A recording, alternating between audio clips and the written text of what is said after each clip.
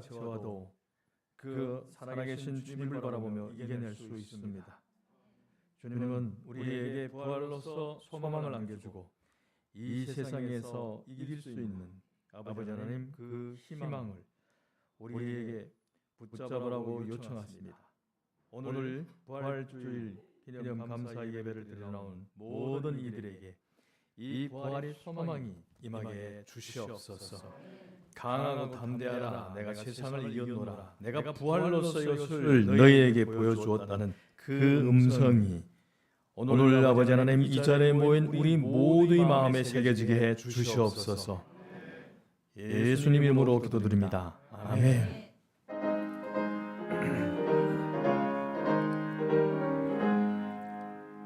만복의 근원 하나님, 온 백성 찬송 드리고 천사여 찬송하세. 찬송 성부 성자 성령.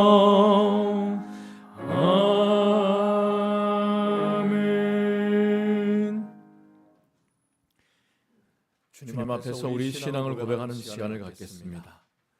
전능하사 천지를 만드신 하나님 아버지를 내가 믿사오며 그 위아들 우리 주 예수 그리스도를 믿사오니 이는 성령으로 잉태하사 동정녀 마리아에게 나시고 본디오 빌라도에게 고난을 받으사 십자가에 못 박혀 죽으시고 장사한 지 사흘 만에 죽은 자 가운데서 다시 살아나시며 하늘에 오르사 전능하신 하나님 우편에 앉아 계시다가 저리로서 산자와 죽은 자를 심판하러 오시리라. 성령을 믿사오며 거룩한 공예와 성도가 서로 교통하는 것과 죄를 사하여 주시는 것과 몸이 다시 사는 것과 영원히 사는 것을 믿사옵나이다. 아멘.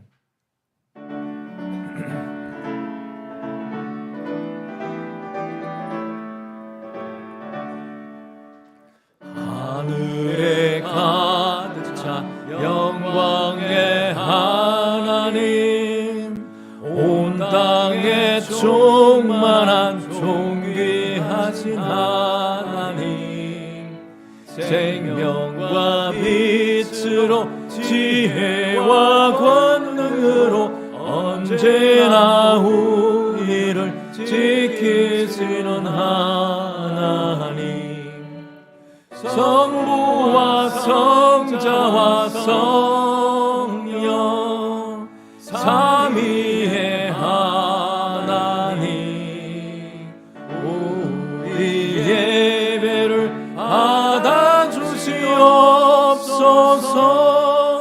사랑에 넘치는 자비하신 하나님, 은혜가 풍성한 구원의 하나님, 자매의 심령에 평안을 주시옵고 죄악과 허물을 용서하여 주소서.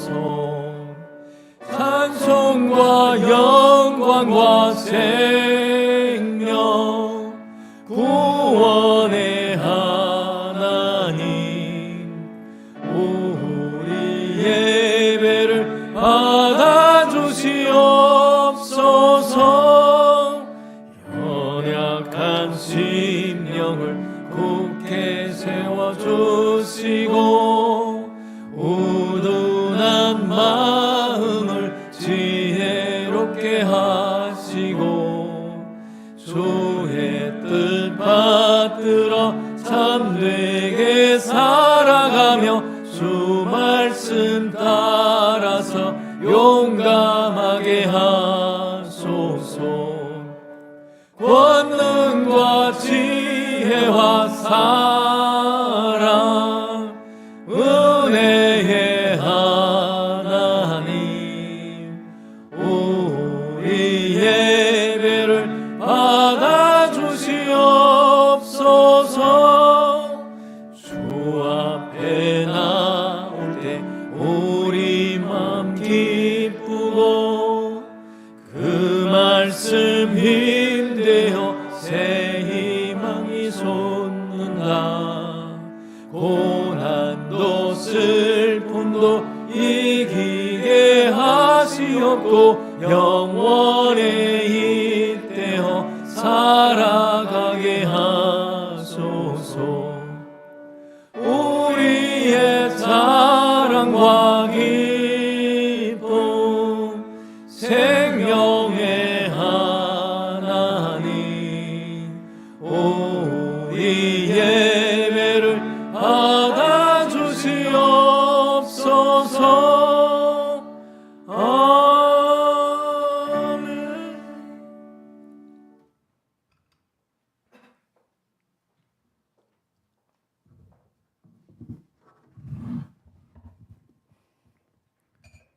다 함께 기도드리겠습니다. 나는 부활이요 생명이니 나를 믿는 자는 죽어도 살겠고 무릇 살아서 나를 믿는 자는 영원히 죽지 아니하리니 하나님 아버지 오늘을 주심을 잊게 하시니 감사와 찬양을 드립니다. 낮고 낮은 자리에서 우리를 지키시고 보호하시고 우리의 삶에 함께 하시니 감사를 드립니다. 주님 부르신 자리에 동참하게 하시고 동참하게 하시니 감사드립니다. 주님 어떤 것으로도 비교할 수 없으신 내 아버지 사랑합니다. 우리 죄를 대신하여 십자가에 못 박히시고 사흘 만에 다시 사셔서 부활의 영광을 보게 하신 주님, 십자가의 능력으로 십자가의 사랑으로 우리의 모든 죄와 사망에서 건져주신 주님, 그 은혜에 감사 찬양 드립니다. 우리 안에 연약한 믿음을 고백합니다. 주님의 뜻에 온전히 따르며 말씀에 의지하여 나가게 하옵소서.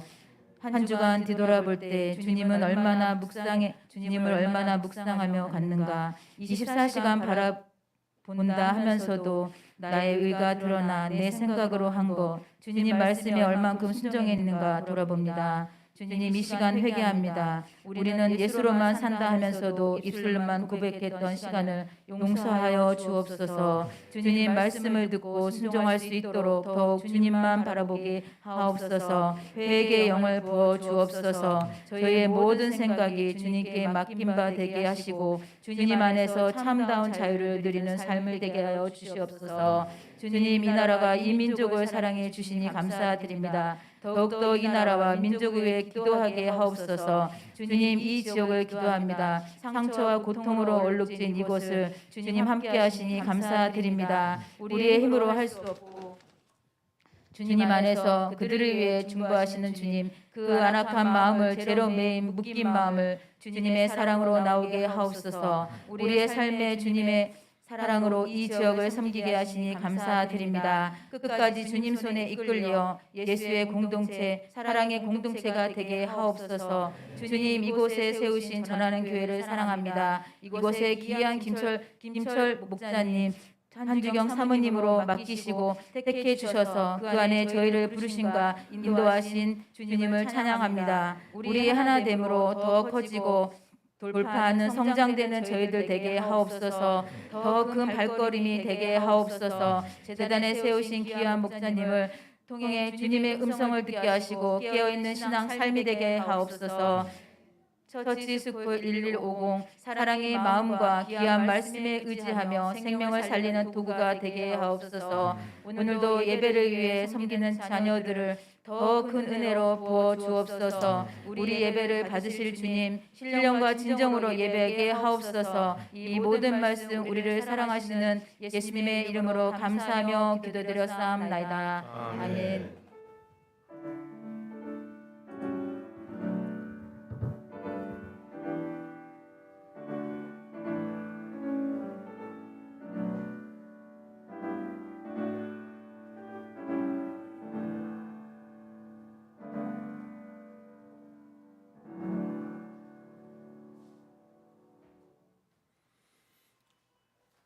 오늘도 축하 시간이 있겠습니다. 순서대로 나오셔서 주님께 감사를 드리기 바랍니다.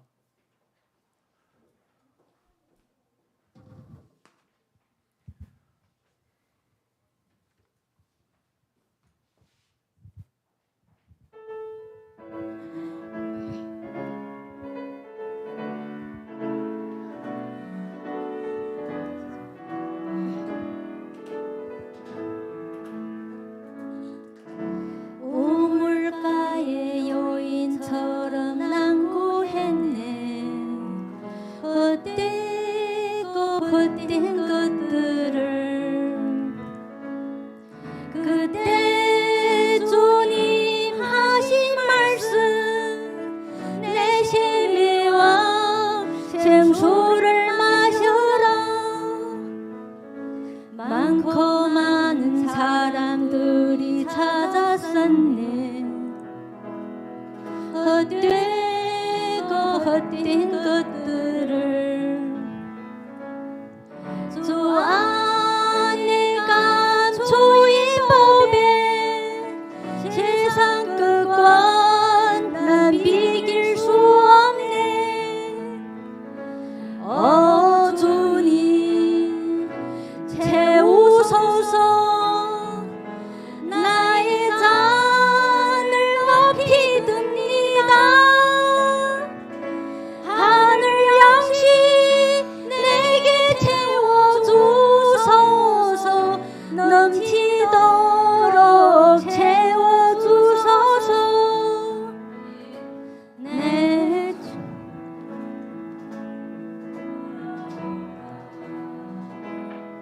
내 주의 넓은 품으로 우리 주님 너를 반겨 그 넓은 품에 안아주시리. 주님 채우소서. 나의 잔을 높이 듭니다. 하늘 양식 내게 채워주소서.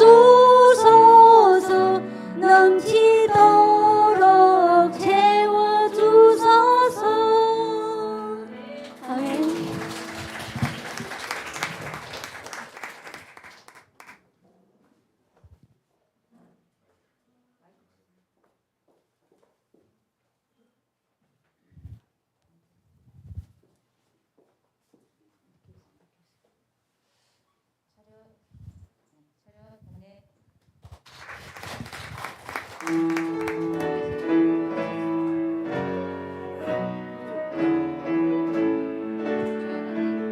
주 하나님 독생자 예수 날 위하여 오시었네. 내 모든 죄 다 사하시고 죽음에서 부활하신 나의 구세주. 아멘. 살아계신 주 나의 삶의 소망 걱정 근심 전혀 없네. 사랑의 주 내 갈 길 인도하니 내 모든 삶의 기쁨 늘 충만하네. 주 안에서 거듭난 생명 도우시는 주의 사랑 참 기쁨과 확신 가지고 예수님의 도우심을 믿으며 살리. 살아계신 주 살아계신 주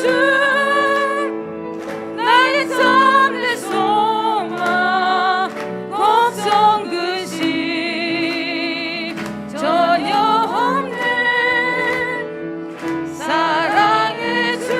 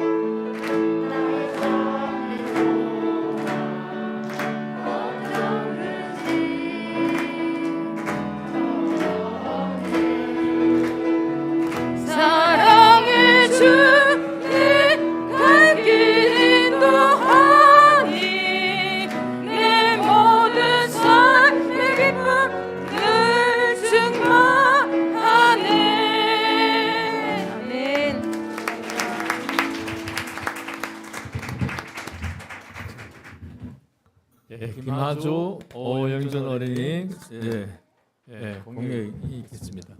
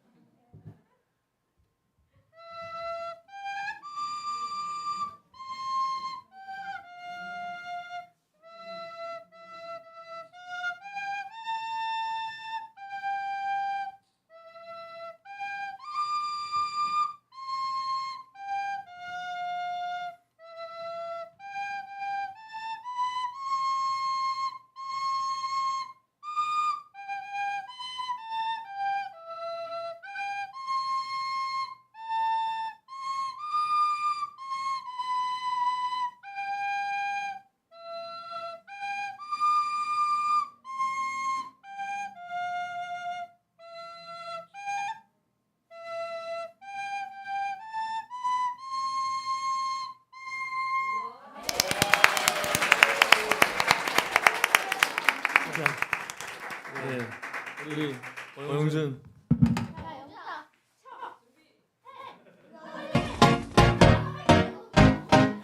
자. Oh, you said no, no, no. I said no, no, no, no. You say take me home. I said no, Perignon. You said no, no, no. I said no, no, no, no. No, no, no, no. Hasta la vida loca, loca, loca, loca. Te encanta la música, te toca, toca, toca. Hasta la vida loca, loca, loca, loca. Te encanta la música, te toca, toca, toca. 아니야.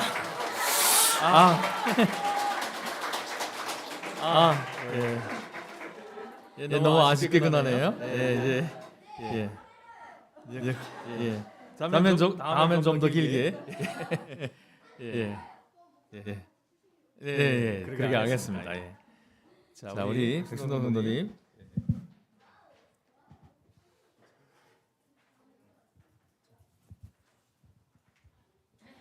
간증이 있겠습니다. 안녕하세요. 백승동입니다. 집사 직분 훈련 받기 전에는 집사 직분이 교회 계급이나 명예직, 사회생활의 간부와 비슷한 직위로 생각하였으며 집사 직분이 교회에서 무엇을 하며 어떤 책임과 사명감을 감당해야 하는지 전혀 몰랐습니다. 그리고 저는 가게 사정으로 인하여 교회 여러 가지 활동에도 자주 참석하지 못하였습니다. 더욱이 헌금도 바르게 하지 못하였기에 직분자로서는 자격 미달이라고 생각하였습니다. 그러하기에 집사의 직분을 생각해 본 적도 없고 도전할 용기조차도 할 수 없었습니다. 그런데 어느 날 존경하는 김철 목사님과의 상담에서 저는 큰 힘을 얻고 용기를 내어 집사 직분에 도전하게 되었습니다.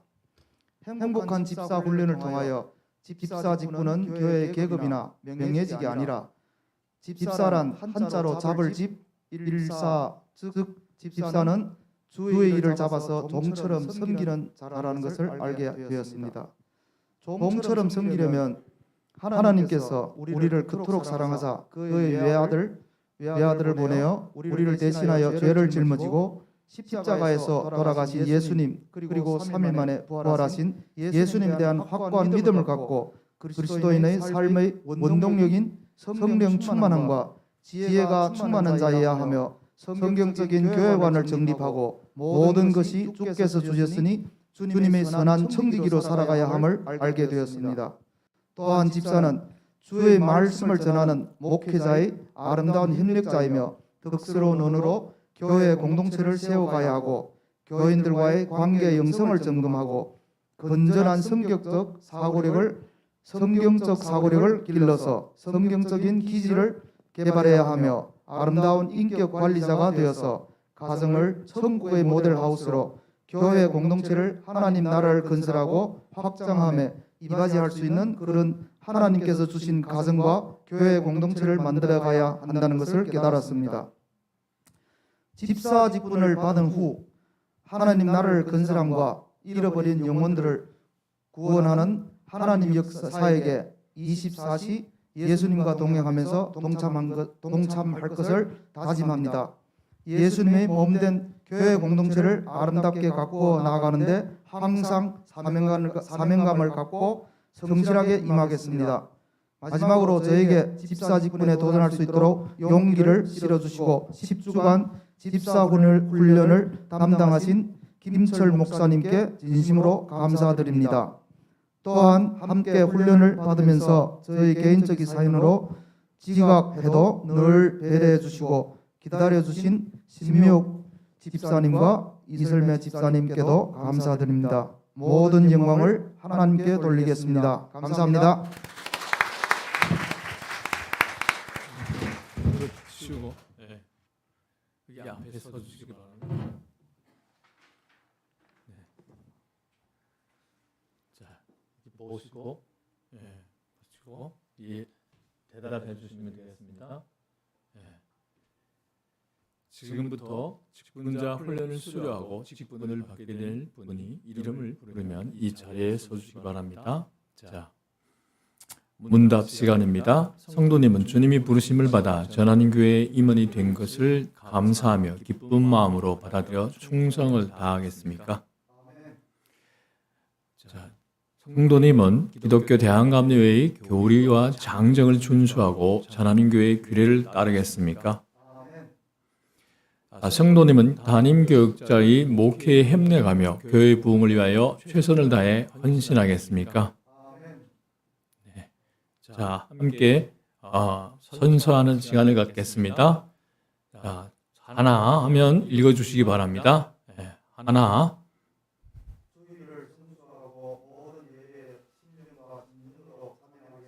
둘.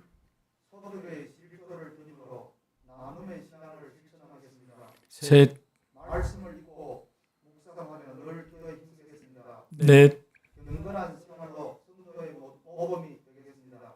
다섯. 사랑과 봉사로 복음 전도에 힘쓰겠습니다. 여섯. 교회의 지도자를 존경하고 성도 간의 화목을 위해 힘쓰겠습니다. 일곱.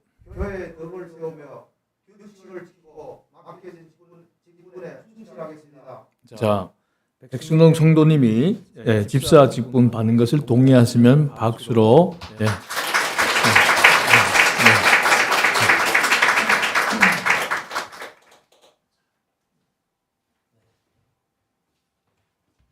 사랑하는 주님, 우리 사랑하는 성도님, 주님 앞에 무릎을 꿇었습니다. 주님이 주님의 사명을 감당하기 위해서 충성의 이름으로 아버지 하나님 기도하고 훈련했습니다. 이에게 기름을 부어주시고 인을 주셔서 오늘 이후로부터 날에 날마다 주님을 하고 성장하며 성숙되어가며 하나님 나라의 큰 일을 우리에게 주시옵소서. 귀한 직분으로 충성을 다하다 하나님 나라의 널리원을 받고 큰 상을 받게 해주시옵소서. 예수님 이름으로 축복하며 기도합니다. 아멘.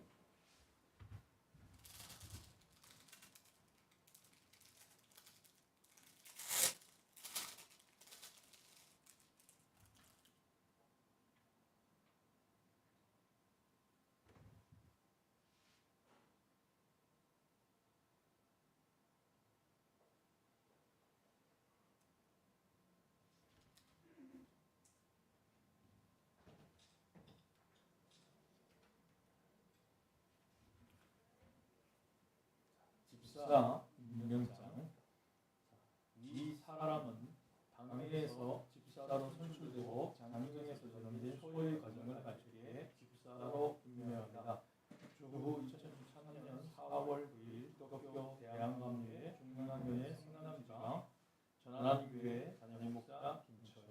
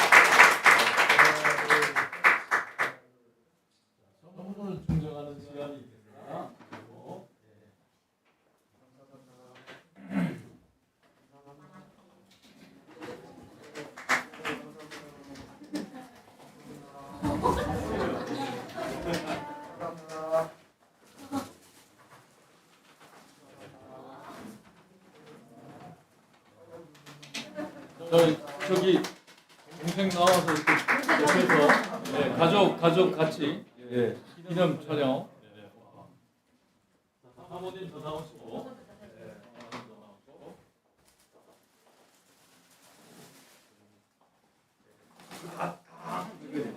그때는 이제 다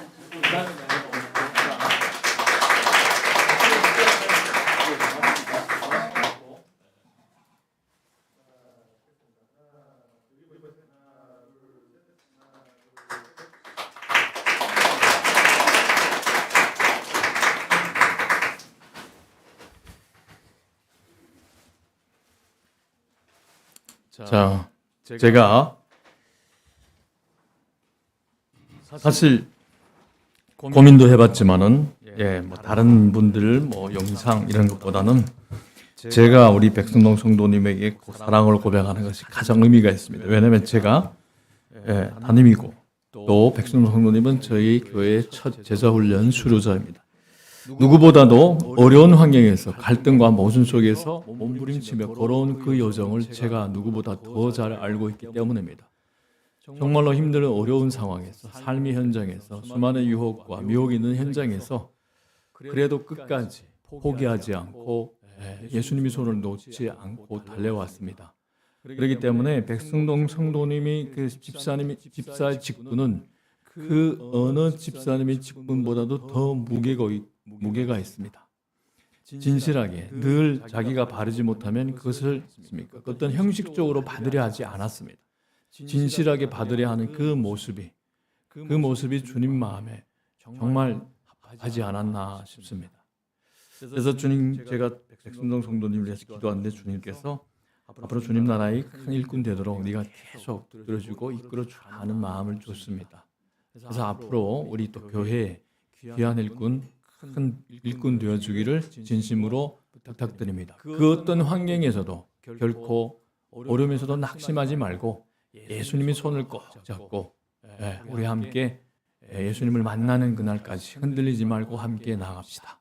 지금까지 잘 달려와 주셔서 감사합니다.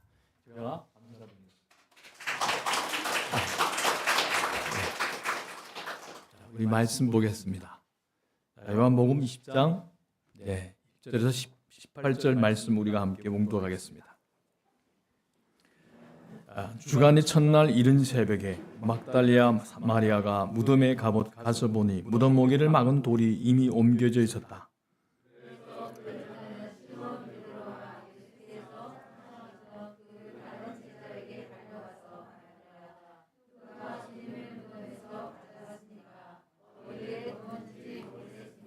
베드로와 그 다른 제자가 나와서 무덤으로 갔다.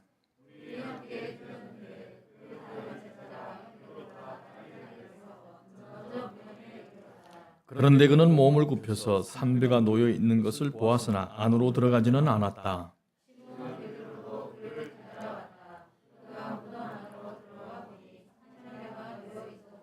예수의 머리를 싸맸던 수건은 그 삼배와 함께 놓여 있지 않고 한 곳이 따로 개켜 있었다.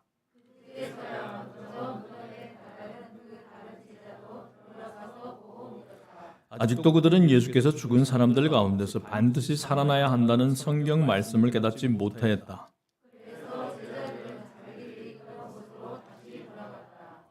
그런데 마리아는 무덤 밖에 서서 울고 있었다. 울다가 몸을 굽혀서 무덤 속을 들여다보니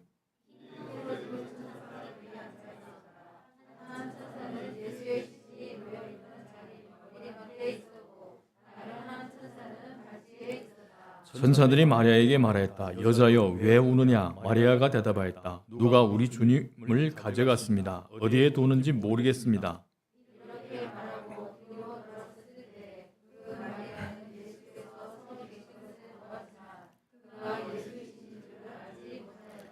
예수께서 마리아에게 말씀하셨다. 여자여 왜 울고 있느냐? 누구를 찾느냐? 마리아는 그가 동산직인 줄 알고 여보세요, 당신이 그를 옮겨 놓았거든 어디에다 두었는지를 내게 말해주세요. 내가 그를 모셔가겠습니다. 하고 말했다.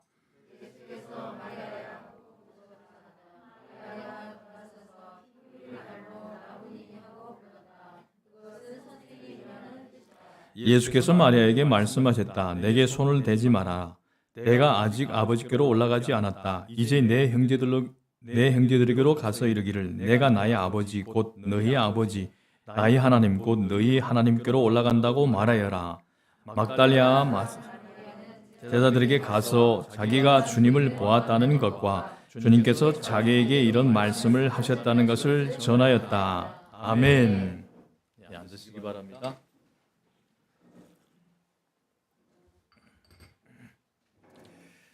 자, 주님이 부활의 주님을 전하여라 라는 마음으로 부활주일 설교를 함께 나누고자 합니다. 주제식보다는 우리가 계속하고 있는 요한복음을 중심으로 해서 전하야겠다 해서 준비했습니다.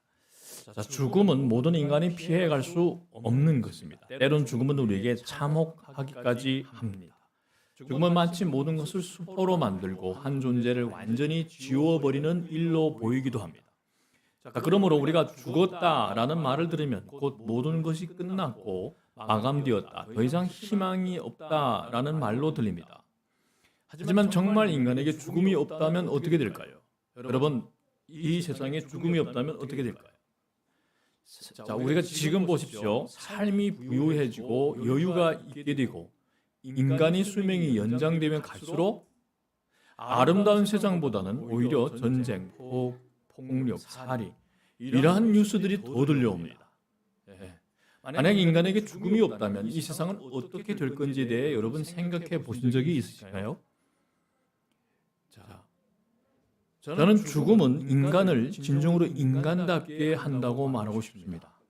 만약 인간이 한계 없이 언제까지든지 산다면 매일 숨을 쉬며 살아 있는 것에 대한 감사와 생명에 대한 감사는 없을 것입니다. 그리고 죽음은 우리 곁에 그 존재가, 그 이웃이, 배우자가, 자녀가 나에게 얼마나 소중한지, 또한 나의 존재가 또 나의 주변 사람들에게 얼마나 소중한지를 알게 해줍니다. 우리는 떠나간 다음에 그 사람이 없어진 다음에야 그 사람의 존재를 얼마나 소중하게 느껴집니까? 그 빈자리가. 하지만 죽음으로 모든 것이 끝난다면 죽음은 끝없는 공포와 불안을 우리에게 줄 것입니다. 그래서 영생에 대한 확신이 없는 인간일수록 생명을 한 뼘이라도 연장해 보겠다고 수단과 방법을 다 동원하며 안간힘을 씁니다. 몇 달, 몇 년간의 시간을 연장할 자원을 마련하기 위해 살아있는 동안 우리가 정작 돈에 생명을 줍니다. 목숨을 겁니다. 결국에는 주사바늘과 약물의 생명을 이탁하다가 끝나고 마는 것입니다. 아무리 발버둥 쳐도 죽음에서 벗어날 수 없어요. 자, 죽음이 우리 그리스도인들에게 유익한 이유는 죽음을 이기게 하는 생명, 죽지 않는 생명의 약속이 있기 때문입니다. 죽음은 단지 생명이 없는 상태를 가리키지 않습니다. 자, 생명력이 고갈이 죽음이 전부는 아닙니다.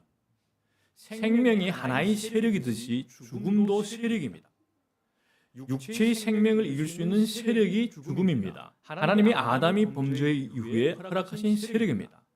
자, 사탄이 그 세력을 주관하고 있습니다. 하지만 죽음을 이길 수 있는 더 강력한 생명의 힘이 있습니다. 그것이 바로 하나님의 생명입니다. 예수님을 믿을 때 그분이 성령을 통해서 공급해 주시는 것이 하나님의 생명입니다. 하나님의 생명이 있는 사람은 육신의 생명이 죽어도 영원히 꺼지지 않습니다. 우리는 또 다른 시작을 합니다. 새로운 시작을. 육신의 생명을 꺼뜨린 죽음의 세력을 이길 수 있는 길은 바로 믿음을 통해서 얻는 하나님의 생명뿐입니다. 요한복음은 이것을 영생이라고 부릅니다. 하나님의 생명이 죽음의 세력을 이기고 영생, 즉 하나님의 생명이 다시 인간의 몸을 영원히 죽지 않을 몸으로 변화시키는 것을 부활이라고 부릅니다.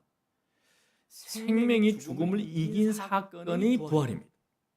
우리 부활은 예수님이 부활로 가능해졌습니다. 예수님과 연합되어 그분이 부활에 참여할 수 있게 된 것입니다. 부활주일 감사예배는 부활주일은 가장 큰 기념 감사절기다.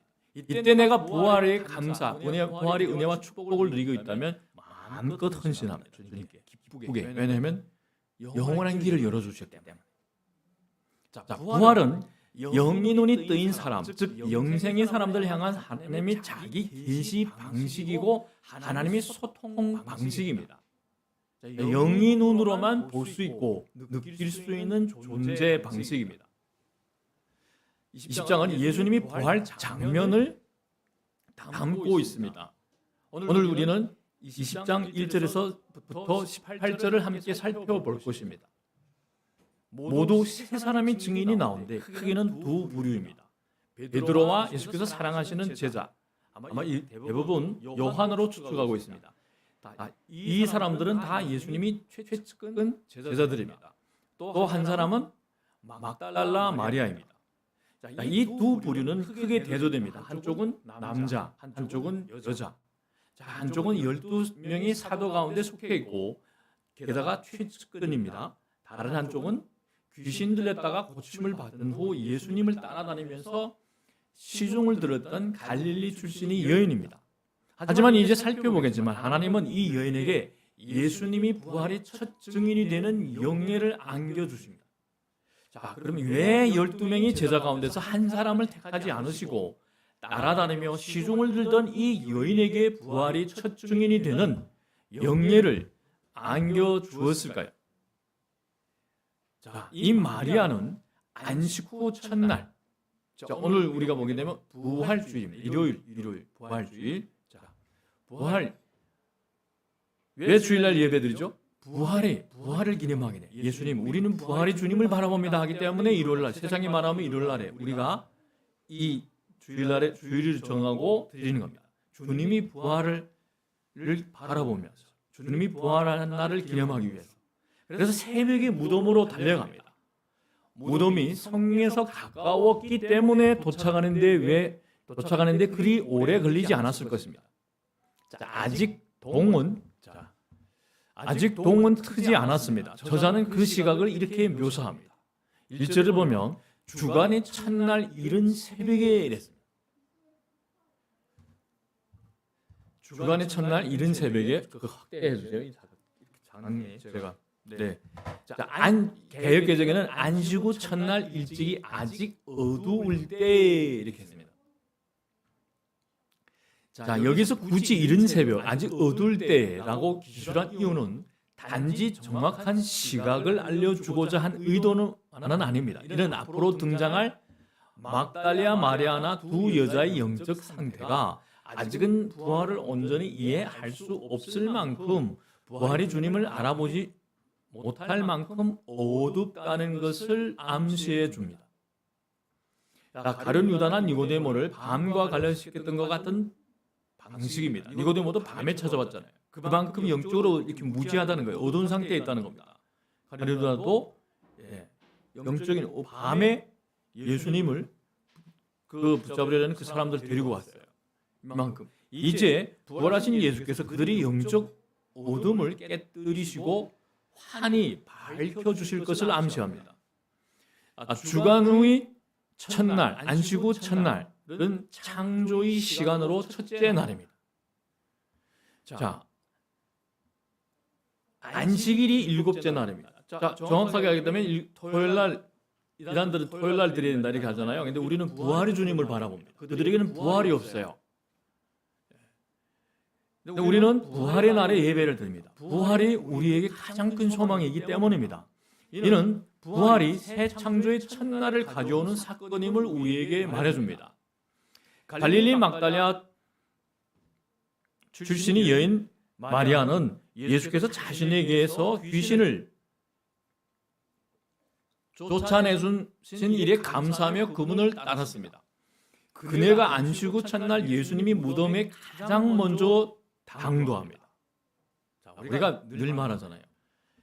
이 믿음의 길에서 갈 때 때로는 삶의 여정에서 볼 때 때로는 여자가 남자보다 더 의리가 있어요. 남자는 자기 야욕에 의해서 보는 것에 의해서 쉽게 변해요. 그런데 여자들은요 일편단심이다 이러면 그 같이 가요. 그래서 우리가 교회를 사역을 쭉 보게 되면요 가장 핵심에서 하는 게 대부분 여자들이 많아요. 교회에서 여자를 빼면 교회는 굉장히 힘이 없어요. 무기력해집니다. 자, 남자분들도 상처받지 마시고 남자분들은 소수지만 또 정의해요. 우리 전환인교 남자분들은 참 훌륭하세요. 지금까지 아주 단단하게 서 있는데 숫자가 많은 게 아니라 그 질, 믿음이 질에 더 포인트가 중요합니다.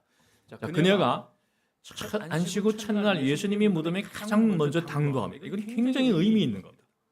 자, 로마 군인들이 지키고 있을 것을 알았을 텐데도 나아갑니다. 남자들은 다 무슨 도망치 없어요 지금. 근데 이 여자가 먼저 갑니다. 마가는 마리아가 혼자 가지 않았고 또 마가복음의 16장에 나옵니다. 그래서 사복음을 대조해봐야 입체적으로 보입니다. 야고보의 어머니 마리아 그리고 살로메도도 같이 갔다고 진술하기도 합니다. 근데 제일 같이 가는데 이 제일 먼저 앞에서 달리는 여자가 바로 막달리아 마리아입니다. 그들은 무덤을 막고 있는 돌을 어찌 옮길까 걱정하면서 발걸음을 무덤 앞으로 옮겼을 것입니다.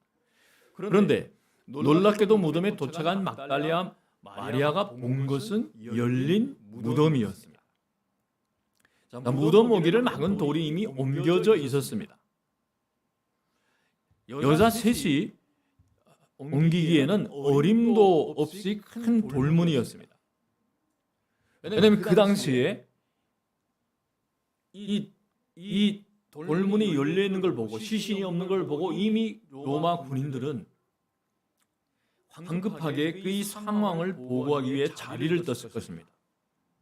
열린 무덤을 본 막달리아 마리아의 심정이 어땠을지는 그녀가 보인 반응에서 우리는 알 수 있습니다. 당연히 누군가 자기 스승보다 먼저 왔을 것이라고 짐작할 만한 상황입니다. 우리가 이 절을 보면 그래서 그 여자는 시몬 베드로와 예수께서 사랑하시던 그 다른 제자에게 달려가서 말하였습니다. 시몬 베드로와 다른 제자 요한으로 추측한다 했습니다. 자, 그럼 그 다른 여자에게 이 여자는 달려갑니다. 자, 열린 무덤을 보고 누군가 예수님이 시선을 가져갔다고 판단했기 때문입니다. 누가 우리 주님이 시체를 가져갔어. 자, 그래서 이 고백에서 누가 주님을 무덤에서 가져갔습니다. 어디에 두었는지 모르겠습니다라는 그 고백에서 알 수 있습니다. 자, 이 둘을 찾아가서 이 여자는 이렇게 고백합니다. 자, 그런데 여기서 우리가 보게 되면요. 주님이 시신인 주님이 시체라 부르지 않고 여전히 주님이라 합니다. 예수님에 대한 사랑이 얼마나 극진했는지 볼 수 있습니다. 막달리아 마리아는 누가 예수님이 시신을 가져갔다고 생각했을까요? 어디에 두었는지 모르겠습니다 라고 말한 것을 볼 때 분명히 누군가가 예수님이 시신을 가져가기 위해 돌문을 열었을 것이라고 막달리아 마리아가 생각했습니다. 이 생각은 또 모두의 그 당시 그 함께했던 사람들이 생각이기도 했습니다. 다들 그렇게 생각했습니다. 만약 온 세상을 여러분 무에서 유로 창조하신 하나님이 죽은 자를 살리는 기적을 일으킬 수 있다는 단순한 사실을 믿지 않는다면 여러분이 우리가 인간적인 생각으로 하나님을 전능하신 하나님이라 하잖아요. 전능하신 하나님을 인간의 사유 속에 가다 놓으면 물론 불가능하죠. 내가 내 생각에도 불가능해요. 나는 그러니까 나의 이 인간적인 사유 구조의 틀에 가다 놓으면 불가능한 거예요. 나는 죽은 사람을 살릴 수 없잖아요. 죽은 사람이 어떻게 일어나? 이러한 생각이 가다 놓으면 그런데 전능하신 하나님입니다. 그 우주 만물을 창조한 전능하신 하나님이 사람 생명 하나 살리지 못하겠습니까? 전능하신 하나님입니다. 우리가 믿는 하나님은 우리 역시 막달리아 마리아처럼 예수님이 부활에 대해 그리고 빈 무덤에 대해 설명하기 위해 수많은 창의적이고 기발한 가설들을 만들어내야 할 것입니다. 과학적으로 봤을 때, 이렇게 이학적으로 봤을 때 그게 가능해요? 다 자기 입장에서요. 자기 지식의 근거에, 세상의 지식의 근거에서. 예수님이 부활을 인정하지 않으면 열린 무덤은 그저 놀라운 사건에 그칠 것입니다. 오늘날이 기독교는 없습니다. 그 말할 수 없는 박해와 고난 속에서 기독교는 이미 다 사그러들었고 사라졌을 것입니다. 부활신앙이 없으면 주님을 위한 걱정도 주님을 위한 열정도 사실 헛된 걱정과 열정에 그치고 말 것입니다. 여러분이 예수님을 믿는다는데 그 부활의 주님을 믿지 않으면 그냥 허공에다 허공에다 그 헛손질을 하는 것과 다름이 없습니다. 두 제자의 반응도 열린 무덤을 본 막달라 마리아의 반응과 별로 다르지 않습니다. 둘은 아마도 서로 다른 집에서 출발했을 수도 있었는데 어쨌든 하나같이 다름질해서 무덤으로 갔습니다. 그리 먼 거리는 아니었을 것입니다. 그러면 그들은 달려가면서 무슨 생각을 했을까요? 앞다투어 달려간 것을 보면 두 제자에게 열린 무덤이 매우 심각한 상황으로 인식했던 것만은 분명합니다. 둘 중 먼저 도착한 사람은 예수께서 사랑하시는 제자입니다. 베드로와 그 다른 제자가 나와서 무덤으로 갔다. 둘이 함께 뛰었는데 3, 4절 그 다른 제자가 베드로보다 빨리 달려서 먼저 무덤에 이르렀다라고 했습니다. 그 다른 제자가 더 빨리 달렸다는 사실을 우리는 그것에 너무 그 초점을 맞출 필요는 없습니다. 무덤에 빨리 도착한 것은 그지만 무덤 안으로 빨리 들어간 사람은 베드로입니다. 요한은 무슨 이유에서인지 무덤 안으로 들어가지는 않았습니다. 물론 이것이 그의 또 믿음이 베드로보다 못하다 이런 잣대는 되지 않습니다. 자, 5절에 보면 그런데 그는 몸을 굽혀서 삼배가 놓여 있는 것을 보았으나 세마파가 놓여 있는 것을 보았으나 안으로 들어가지는 않았다. 당시 무덤은 우리가 무덤 그 사진 보여주죠. 당시 무덤은 바위를 파서 만든 것으로서 입구가 어른이 구부려야 들어갈 수 있을 정도로 낮았습니다. 안은 그보다는 높았습니다. 아마도 예수님의 시선은 무덤 입구에서 좌편이나 우편 안쪽에 있는 돌 선반 위에 놓여 있었을 것입니다. 또 뭐 왼쪽이나 오른쪽이나 가지고 또 싸울 필요가 없고 다툴 필요가 없습니다. 머리를 입구 쪽으로 두었기에 안으로 들어가지 않고 단지 입구에서 구부려서 안을 바라보자 머리를 감쌌던 수건은 보이지 않고 예수님이 시선을 쐈던 삼배, 세마포만 보였던 것입니다. 자, 그렇다면 그 제자가 확인한 것은 막달라 마리아의 말대로 무덤 안에는 예수님의 시선이 없다는 것이었습니다. 하지만 시선을 탈취하거나 다른 곳으로 옮길 때 굳이 여러분 상식적으로 생각해 보십시오. 굳이 시선을 쌌던 삼배를 이 세마포를 벗긴 채 운반할 사람은 없다는 겁니다. 누구나 알 수 있다는 이 기본 상식입니다. 더구나 마태복음을 보면 로마 군인들이 그 앞을 지키고 있었습니다. 어쩌면 이 순간 그 제자는 시신이 탈취되거나 다른 곳으로 옮겨지지는 않았을 것이라는 생각을 했을지 모르겠습니다. 이때 화면이 갑자기 베드로에게로 바뀝니다. 예수께서 사랑하시는 제자보다 조금 뒤에 도착한 베드로는 곧장 무덤 안으로 들어갑니다. 이때 베드로의 성격이 알립니다. 칼을 들어 대제사장이 종 말고의 귀를 잘랐던 그의 거침없고 직선적인 성격을 그대로 엿볼 수 있습니다. 자, 죽음이 두려워 죽음을 피하려고 했던 베드로였으나 이제 죽음이 장소인 무덤을 있는 그대로 상대합니다. 시몬 베드로는 요한보다 한 가지를 더 확인합니다. 6절에서 7절 보면 시몬 베드로도 그 뒤를 따라왔다. 그가 무덤 안으로 들어가보니 삼배가 놓여 있었고 예수의 머리를 싸맸던 수건은 그 삼배와 함께 놓여 있지 않고 한 곳에 따로 개켜 있었다라고 했어요. 수건이 따로 이렇게 개켜 있었습니다.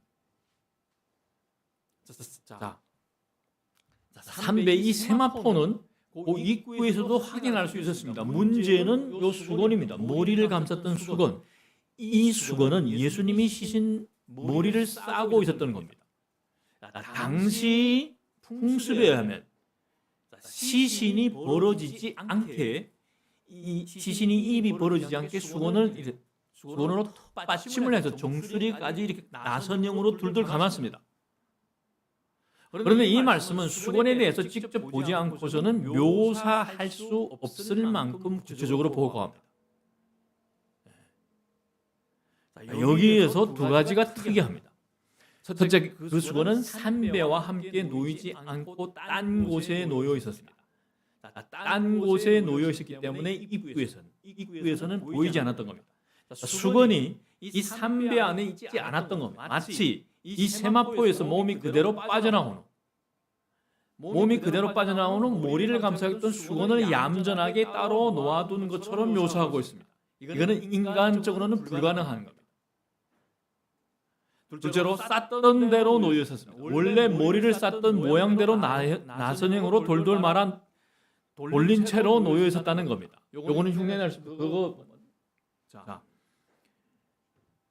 역시 이것 역시 수건에서 머리가 그대로 빠져나왔을 때나 가능한 일입니다.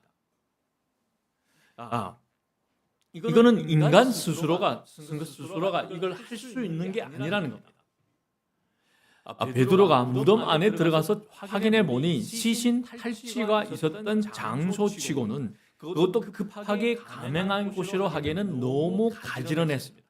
자, 로마 구인이 만약에 앞에서 지키고 있습니다. 그러면 이 사람들이 몰래 하게 되면 너무나 이게 상황이 맞지 않습니다. 너무 이게 자연스럽게 되어 있는 겁니다.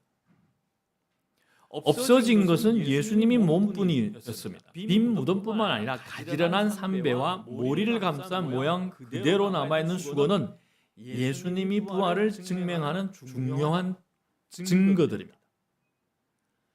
베드로가 안에 들어가 있는 것을 보고서야 먼저 무덤에 다다른 그 다른 제자도 무덤 안으로 들어갑니다.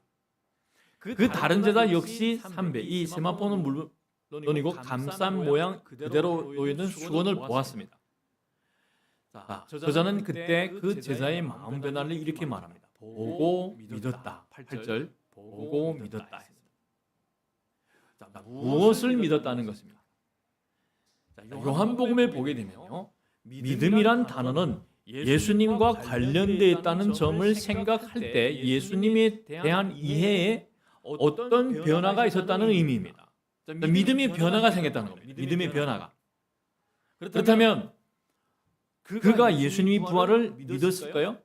이미 믿기 시작한 겁니다. 아마도 그 제자는 예수께서 돌아가시기 전에 하셨던 이 말씀을 생각했을 것입니다. 11장 25절에서 26절을 보면 예수께서 마르다에게 말씀하셨다. 나는 부활이요 생명이니 나를 믿는 사람은 죽어도 살고 살아서 나를 믿는 사람은 영원히 죽지 아니할 것이다. 네가 이것을 믿느냐? 하지만 부활을 한 번도 경험하지 못한 그가 예수님이 부활에 대해서 충분히 알았을 리는 없습니다. 바로 다음 절을 보면 알 수 있습니다. 9절 보면 아직도 그들은 예수께서 죽은 사람들 가운데서 반드시 살아나야 한다는 성경 말씀을 깨닫지 못했다. 앞에서는 요한이 보고 믿었다 했는데 여기서는 그들이라고 합니다. 이건 베드로와 요한을 모두 언급합니다. 그렇다면 우리는 자연스럽게 베드로 역시 요한이 수준만큼 보고 믿었다는 것을 알 수 있습니다. 자, 구속사적인 흐름 속에서 말씀에 대한 이 깨달음이 없으면, 그 깨달음 속에서 예수님을 바라보지 않으면 부활에 대해 제대로 깨달을 수 없습니다. 예수님이 하나님이구나, 신이구나, 이거에 대한 깨달음이 없으면 부활에 대해 제대로 이해할 수 없습니다. 예수님 당시 유대인들도 부활을 믿었습니다. 물론 사두개파 사람들은 모세 오경만을 정경으로 인정했습니다. 그런데 모세 오경이 보게 되면 부활에 대한 내용이 없습니다. 그렇기 때문에 이 사두개파는 부활을 믿지 않았습니다. 하지만 바리새인들을 비롯해 정통 유대교는 부활을 믿었습니다. 그런데 그 부활에 예수님이 없어요. 자, 그렇지만 당시 부활은 개인적인 차원의 사건이 아니었습니다. 그것은 국가적이고 우주적인 차원의 사건이었습니다. 요약하면 이렇습니다. 메시아가 오시면 대대적인 종말론적인 심판을 벌이실 것인데, 그로써 악의 세력들은 섬멸되고 의인들은 부활에 이를 것입니다. 그 부활은 예루살렘에서 가장 먼저 일어날 겁니다. 이게 유대인들이 부활에 대한 생각이었어요.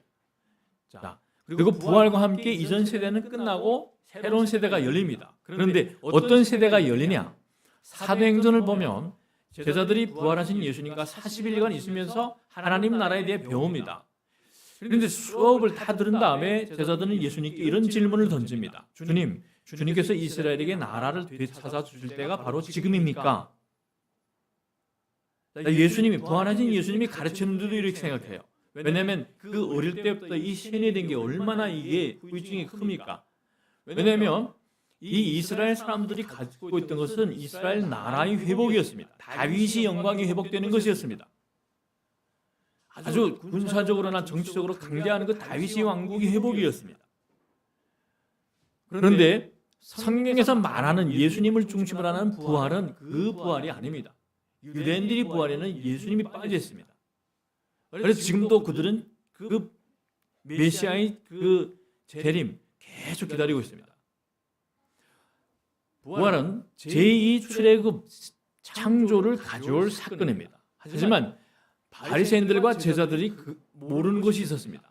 예수님이 부활하시는 즉시 심판과 구원이 이루어지는 것이 아니라 이 유대인들은 이스라엘 백성 선민 의식이 강한 이들은 사실 이기주의인 거예요. 자기들밖에 구원, 자기 구원, 하나님이 재림, 자기들을 와서 구원해주고 자기들이 그 부귀와 영광, 세상에서의 그 다시 이 번영을 회복하는 것, 여기에 초점을 맞췄지만 예수님이 부활은 온 인류의 구원으로 확대됩니다.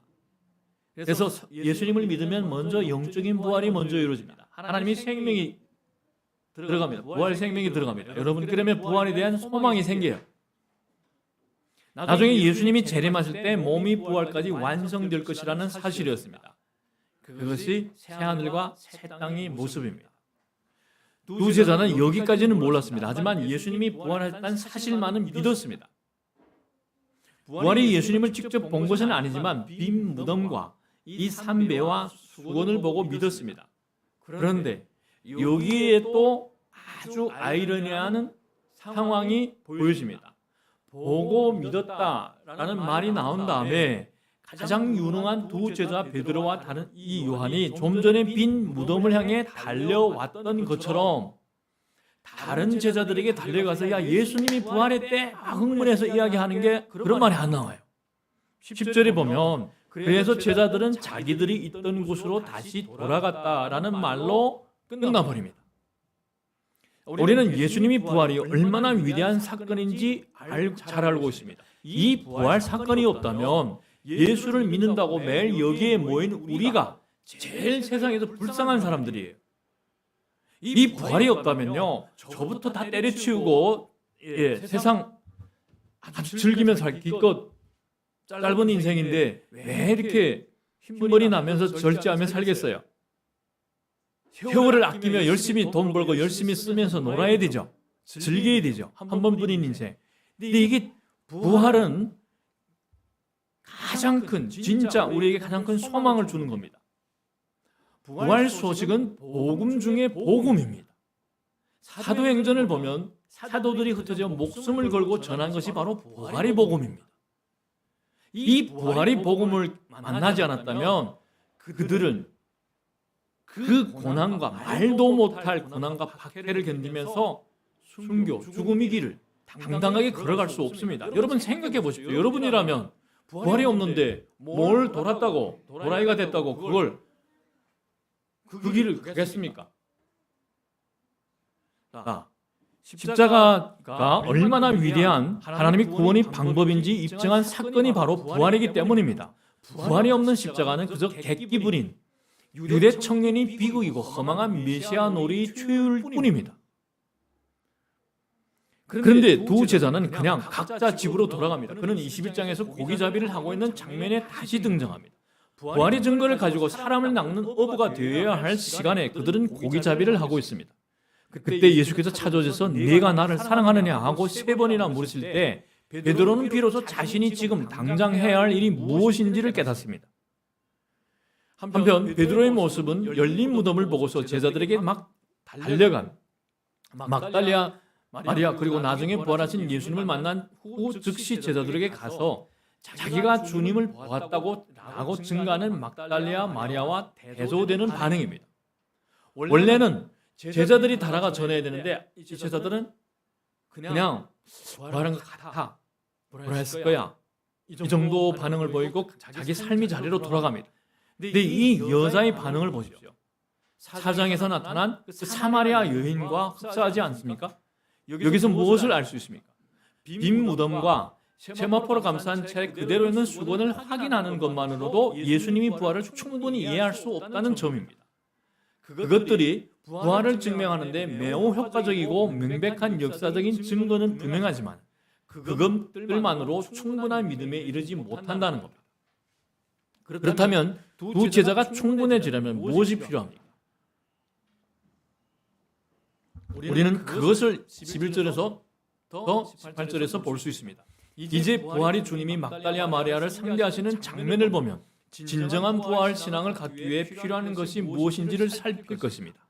마리아는 갖고 있고 두 제자에게 없었던 것이 무엇입니까? 두 제자는 즉시 증인이 되지 못했는데 막달리아 마리아는 즉시 부활이 증인이 되는 차이를 만들어낸 것은 과연 무엇일까?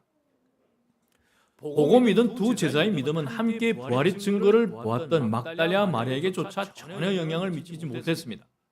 만약에 그 부활의 믿음이 온전했다면, 그리고 믿음으로 막달리아 마리아와 부활의 기쁨을 나누었더라면 막달리아 마리아가 무덤 밖에 서서 울고 있지는 않았을 것입니다. 우리가 왜서 영향력이 없냐? 부활의 신앙으로 나아가지 못했기 때문이에요. 우리가 조금만 병 걸리거나 아프면 죽음을 두려워하는데 누가 그 부활 소망을 우리 모습에서 볼 수 있습니까? 11절에 보게 되면 그런데 마리아는 무덤 밖에 서서 울고 있었다. 예수님이 부활을 다 알고 있는 우리에게 마리아의 울음, 그것도 부활의 증거를 갖고 있는 여인의 울음은 참으로 안타까울 수밖에 없습니다. 마리아의 울음은 예수님을 향한 그녀의 진심 어린 사랑 때문이었습니다. 예수님이 허망하게 돌아가신 것도 안타까운데 그분이 시신마저 잃어버렸다는 사실에 이 마리아는 슬픔을 가눌 수 없었어요. 마리아는 지금 좋은 뜻으로 울고 있지만 사실 부활을 알고 믿었다면 기뻐서 춤을 춰야 하는 상황입니다. 그러나 막달리아 마리아는 울고 슬퍼하는데 그치지 않습니다. 두 제자들처럼 무덤 안을 들여다봅니다. 아무것도 없다는 것을 알면서도 말입니다. 그러니까 여기에 또 포인트가 있습니다. 하나님에 대한 이 예수님에 대한 이 사랑이 식지 않으면, 끝까지 내가 믿음의 자리를 지킨다면 이 부활의 주님은 만나게 되어 있습니다. 자, 그녀가 그 안에서 본 것은 제자들이 본 그 텅 빈 무덤이 아니었습니다. 11절에서 12절을 보면 울다가 몸을 굽혀서 들여다보니 흰 옷을 입은 천사들이 앉아 있었다. 한 천사는 예수의 시선이 놓였던 자리 머리맡에 있었고 다른 한 천사는 발치에 있었다.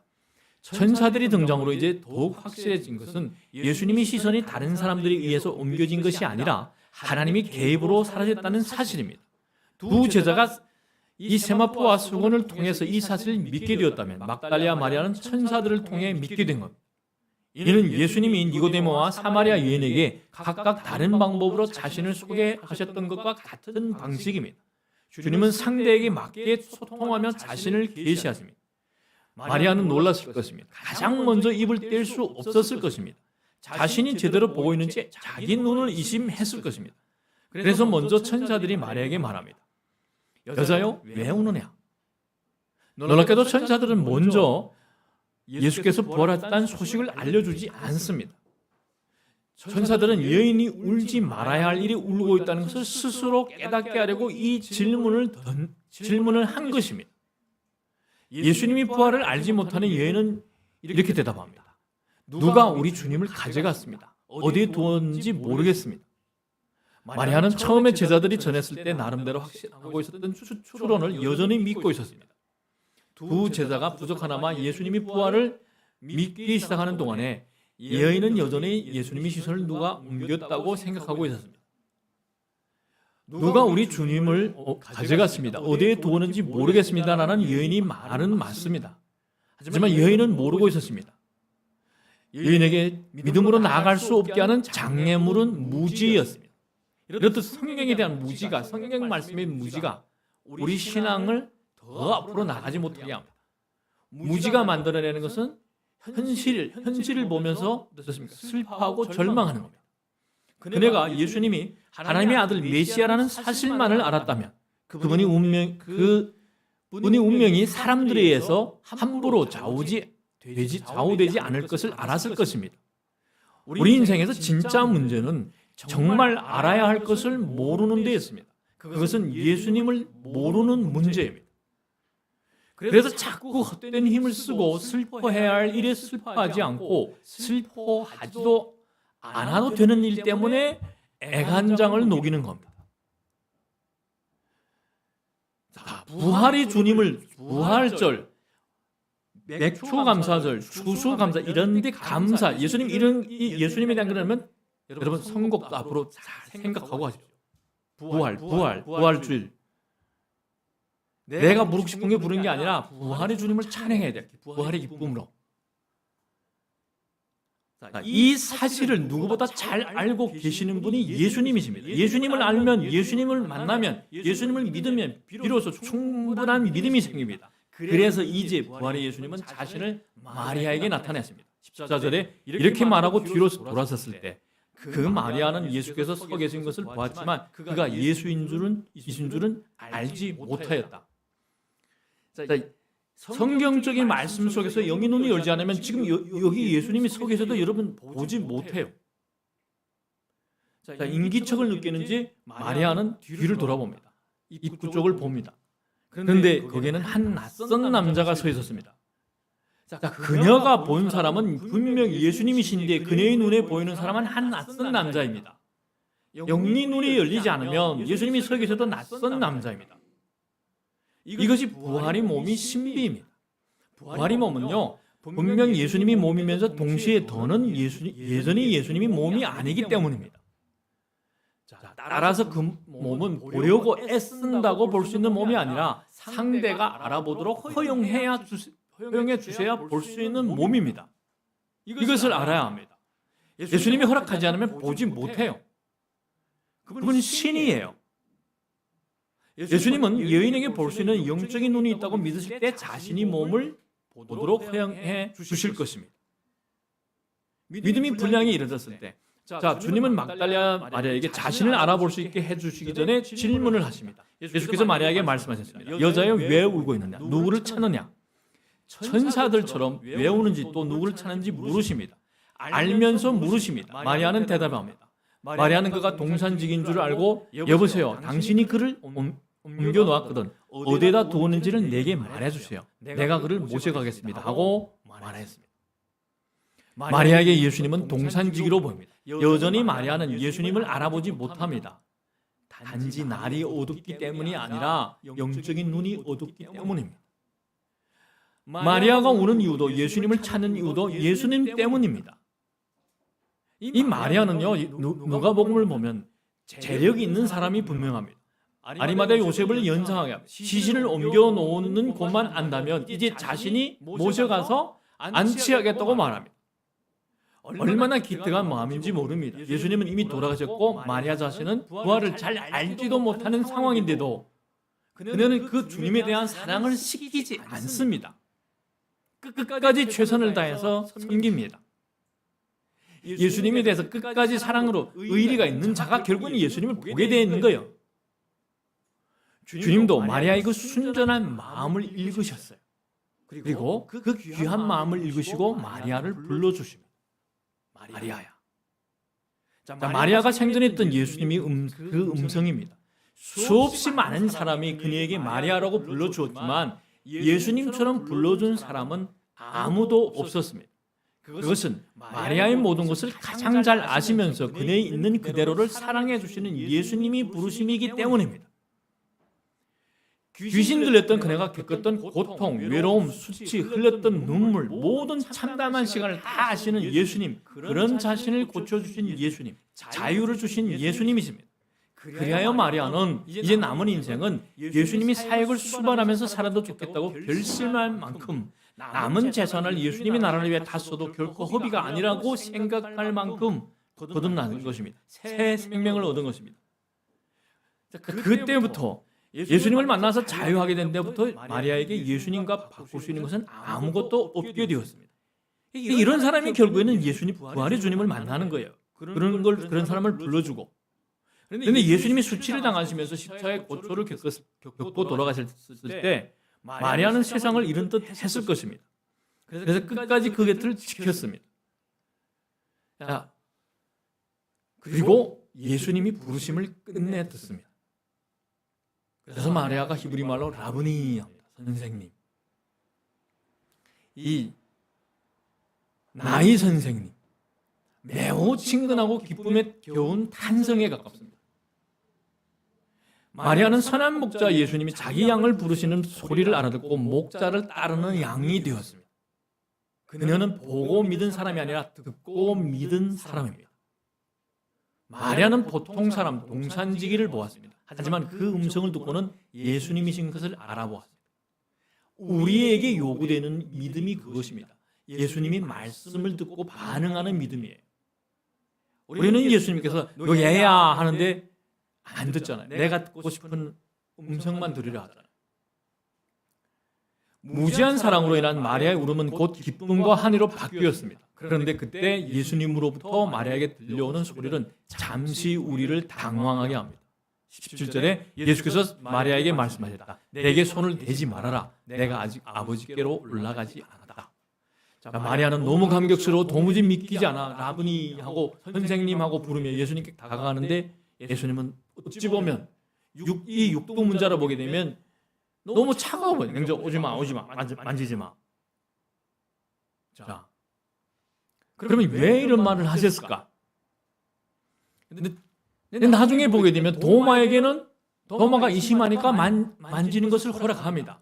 그렇게 보게 되면 이 마리아는 너무 사랑한 나머지 평소처럼 예수님 앞에 막 발에 손을 대거나 막 너무 과도한 반가움을 표시하려고 했을 것입니다. 죽었던 예수님이 살아계신 것을 알고 얼마나 기뻤겠습니까? 막 현실이 믿고 싶지 않았겠죠. 그런데 예수님께서 그 이유를 말해줍니다. 내가 아직 아버지께로 올라가지 않았다.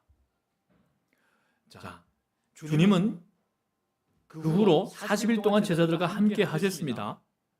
지금 막 올라간단 말이 아닙니다. 아마도 부활의 예수님을 만났지만 아직 부활의 참 의미를 모르는 막달리아 마리아에게 예수님께서 그 의미를 설명해 주시기 위해 말씀하신 것이라고 저는 생각합니다. 부활은 예수님이 다시 제자들과 함께 예전의 삶으로 돌아가는 것이 아닙니다. 막달리아 마리아는 그런 꿈 같은 시절이 다시 올 것이라고 기대했습니다.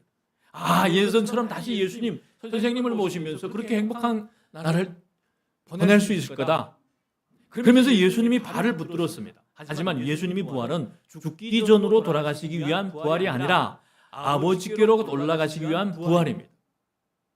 부활의 생명을 누리는 자들은 예전의 그 길로 돌아가지 않습니다. 계속 하늘을 향해서 계속 걸어갑니다. 자, 그래야 제자들도 예수님 자신처럼 부활할 수 있기 때문입니다. 예수님이 부활하시고 승천하셔야 됩니다. 그리고 성령을 보내야 우리가 부활할 수 있기 때문입니다. 그리고 이 타락한 세상, 썩어진 세상이 또한 예수님이 그 재림과 함께 완전하게 자유되고 해방될 수 있기 때문입니다. 마리아가 만난 분은 분명히 예수님이지만 동시에 그 예수님은 아니십니다. 예전의 예수님, 그녀가 붙든 예수님이 머문 이 세상에서 영원히 제자들과 함께 머무실 예전의 예수님이 몸이 아닙니다. 이제 마리아와 예수님은 새로운 관계 속으로 들어가야 합니다. 그리고 그 관계를 맺는 방식도 달라져야 했습니다.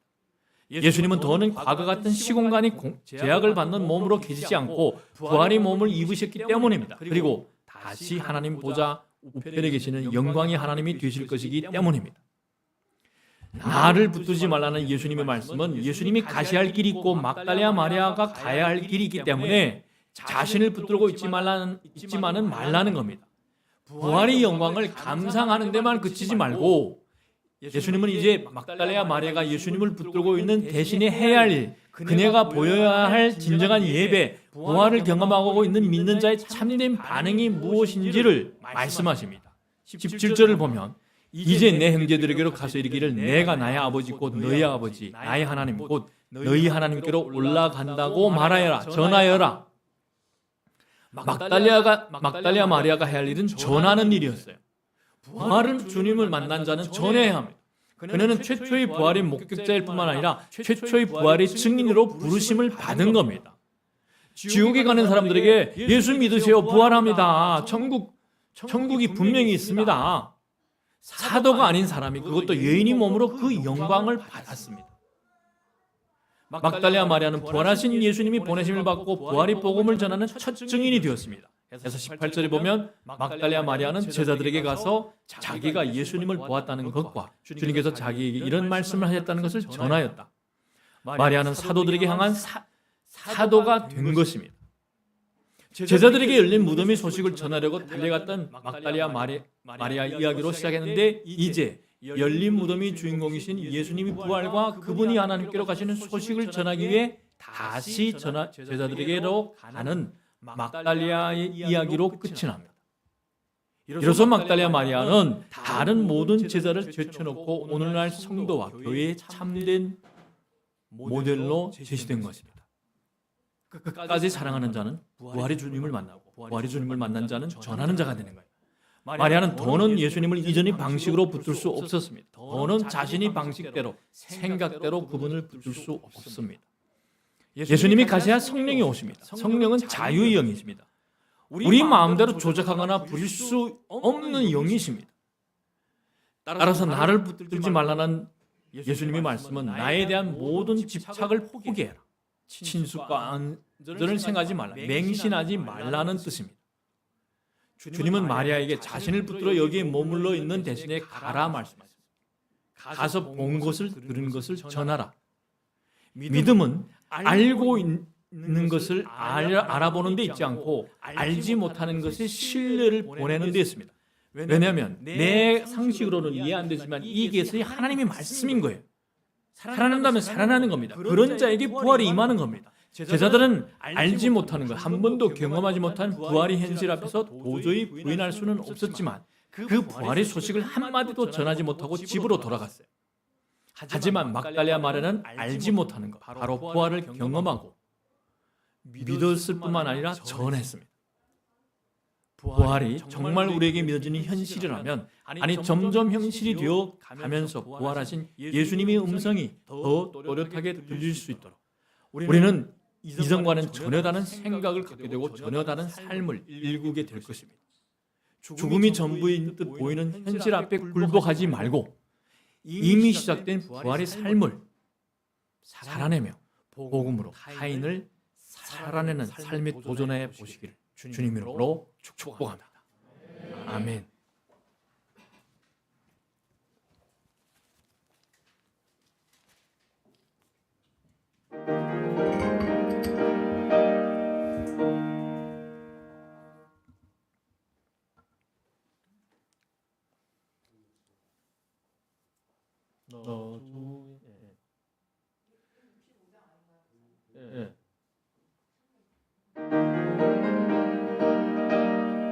제가 잘못 그랬나요? PPT가 다른 건가요? 네, 165장 맞습니다. 제가 그러면 165장 찾을 수 있나요?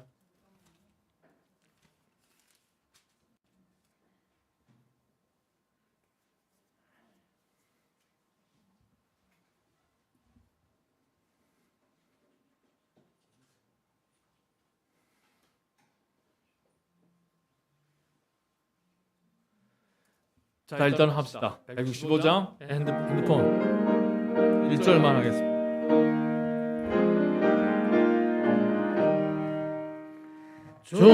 주님께 영광 다시 사신 주 사망 권세 모두 이기시었네. 흰 옷 입은 천사 볼을 옮겼고 누우셨던 곳을 비어 있었네. 주님께 영광 다시 사신 주 사망 권세 모두 이기시었네. 기도하겠습니다. 사랑의 주님, 부활로서 우리에게 소망을 안겨주셔서 감사합니다. 기독교 복음의 핵심은 부활입니다. 아버지 하나님, 그 부활 소망을 우리 모든 이에게 아버지 하나님 넣어주셔서 부활의 나를 바라보고 부활의 소망을 가지고 이 세상을 살아나는 그 아버지 하나님 믿음을